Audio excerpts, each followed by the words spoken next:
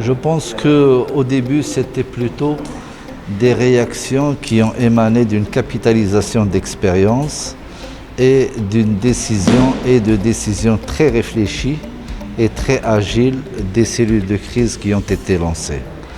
Donc au début du mois mars déjà, les premières décisions étaient de constituer des cellules de crise qui ont pu discuter et sortir avec des stratégies à court terme, des stratégies à chaud, si on peut appeler ça comme ça.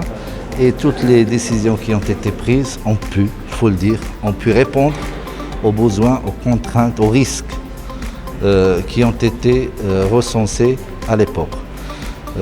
Pour nous, après la première évaluation qui a été menée à 6 semaines du confinement, les premiers résultats qui ont été obtenus ont montré effectivement que les premières décisions qu'a prises l'Université Mohammed V étaient des décisions en plein dans le mille, des décisions qui ont permis à nos étudiants et à nos enseignants d'évoluer dans un cadre, dans un environnement de formation qui est adapté. Et le premier témoin et la première preuve à ceci, c'est que les questionnaires et le dépouillement et l'analyse des questionnaires et d'études a permis de recenser qu'on était à plus de 75% de taux de satisfaction. Donc ça, ceci d'une part.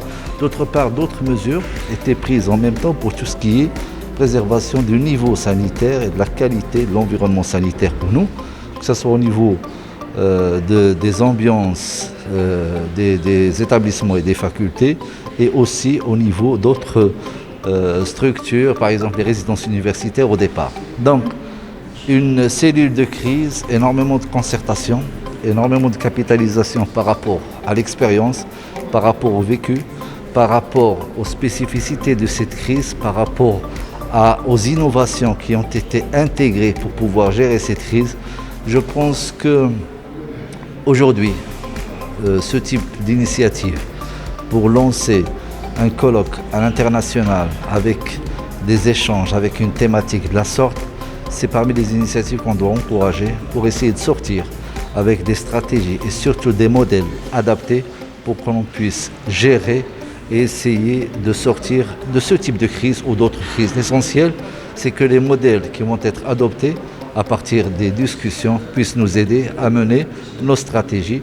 En plus, bien sûr, il faut le dire, c'est une occasion pour qu'il y ait un peu plus de réseautage dans ce sens. Et ce type de réseautage, c'est le réseautage gagnant-gagnant. C'est un réseautage agile qui va permettre de gérer autant de crises. Merci. Merci.